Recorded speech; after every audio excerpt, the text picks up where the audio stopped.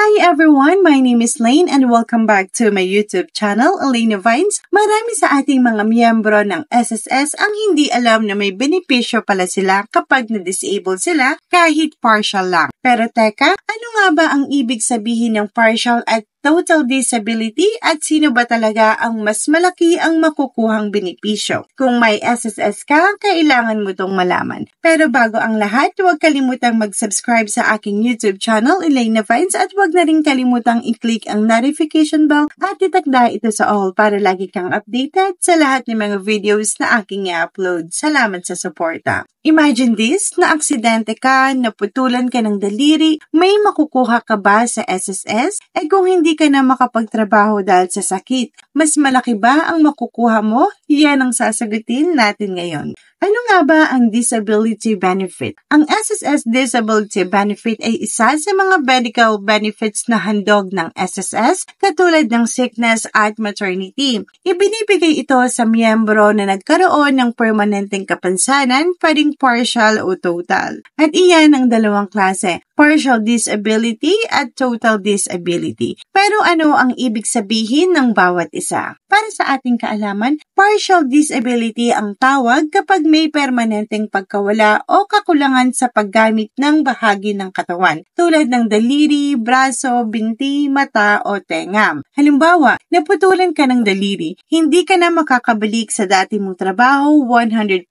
pero kaya mo pa rin magtrabaho sa ibang paraan. Iyan ay partial.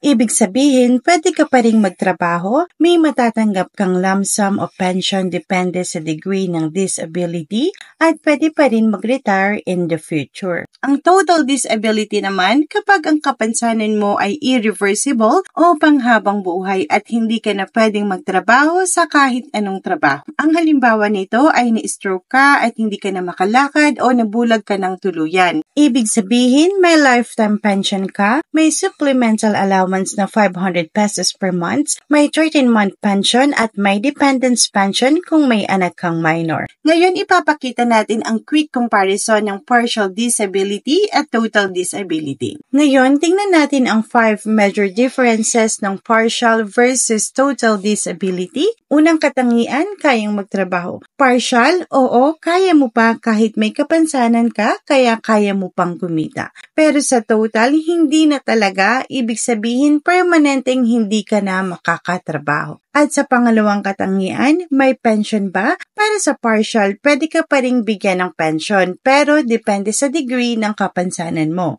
At para sa total disability, automatic lifetime pension yan, buwan-buwan habang buhay. Reminder lang, hindi porket total disability a lifetime pension na agad. Kailangan meron kang at least 36 months na hulog bago ang semester ng disability. Kung kulang sa hulog, lump sum lang ang makukuha mo.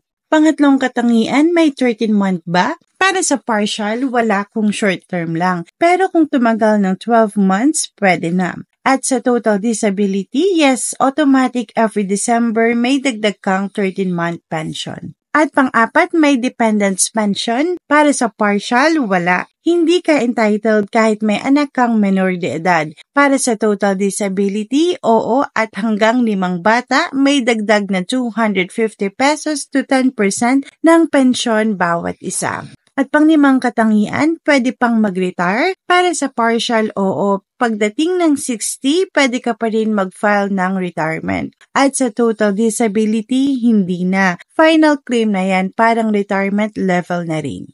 Makikita natin na mas malaki talaga ang nakukuha sa total disability, pero syempre mas mainam pa rin na manatiling malusog kaysa magkaroon ng kapansanan.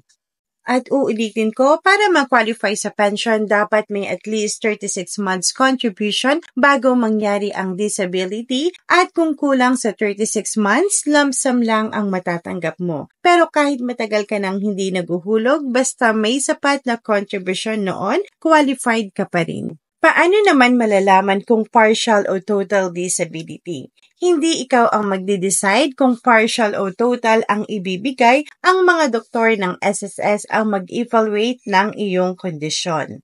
Okay, so paano naman mag-file ng disability benefit sa SSS? Madali na lang to lalo na kung kumpleto ka sa requirements. Meron tayong dalawang options. Una, ang online filing. Kung wala kang minor dependent, pwede kang mag-file gamit ang iyong My.SSS online account. Ngayon, kung meron kang minor dependents gaya ng mga anak na under 21 years old, hindi ka makakapag-file online. Diyan na papasok ang option 2, which is over-the-counter filing. Magpunta sa pinakamalapit na SSS branch o kaya ipa-file ito ng authorized representative mo basta may authorization at tamang document. At ang importante, kailangan may approved disbursement account ka muna bago ka mag-file. Dahil kung ma-approve ang claim mo, doon mismo i-deposit ang benefit mo.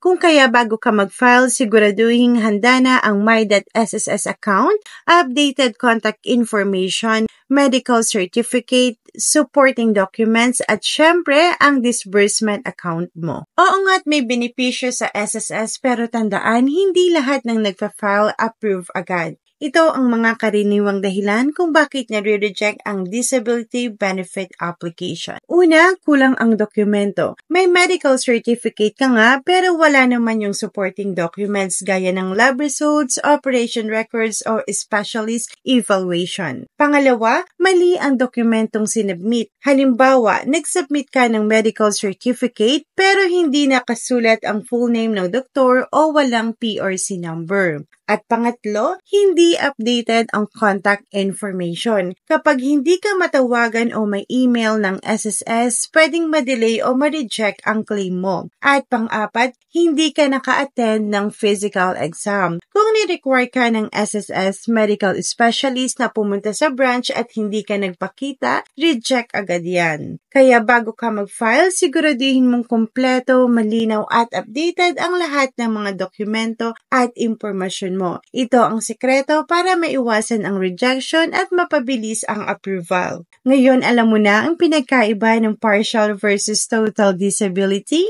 At kung paano ka makakuha ng benepisyo sa SSS kung sakaling mawalan ka ng kakayahang magtrabaho. Ang pagkakaroon ng disability ay hindi katapusan, lalo na kung miyembro ka ng SSS. Bawat hulog mo ay may halaga, bawat sakripisyo mo ay may proteksyon. Kung may kakilala kang nagkaroon ng kapansanan o miyembro ng SSS sa pamilya mo na hindi alam ang karapat-dapat nilang benepisyo, i-share mo na ang video na ito, baka ito ang sagot sa matagal na nilang tanong. Huwag mong kalimutang mag-like, mag-comment at mag-subscribe para sa mas marami pang SSS updates at benefits breakdown. Sa panahon ngayon, hindi sapat ang basta may hulog lang. Kailangan alam mo kung paano mo mapapakinabangan dahil sa SSS, hindi ka nag-iisa, may benepisyong nakahanda. At kung minsan kaalaman ang nagiging kalaban, hindi kakulangan. Ako si Lane ng Elena Vines at lagi kong paalala ang benepisyong hindi mo alam, sayang kung hindi mo makukuha. Kita-kits sa next